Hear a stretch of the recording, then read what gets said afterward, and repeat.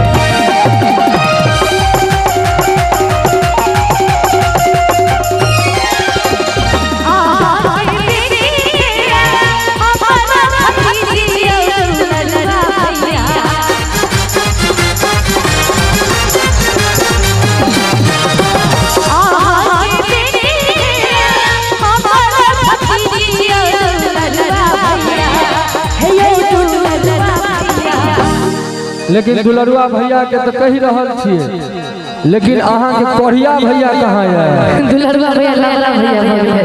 घरे घरे हरिदेव भैया लेकिन कहिया ओहिना है छे, तो गहना के बाद चले छे, गहना के बदला में ओहिना जा रहल छे। थोड़ी थोड़ी लबड़ा भैया वह ने खाना ओ श्री समर घन श्याम मुरारी भैया आशीर्वाद 101 टका के सुंदर सन आशीर्वाद मुरारी भाई की सजन शिवानी भाजी के लेल बहुत बहुत आभार, बहुत बहुत धन्यवाद। किया के बेटे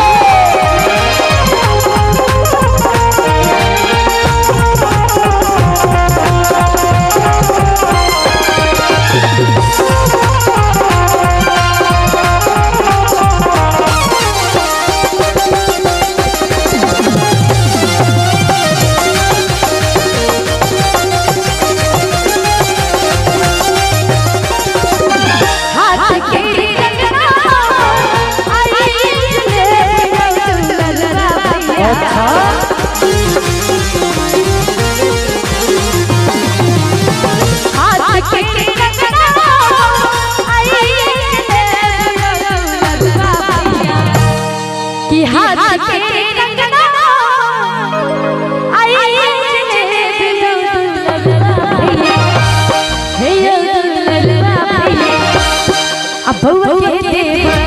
आशीष बउआ के देव आशीष ये दुल्हनिया भैया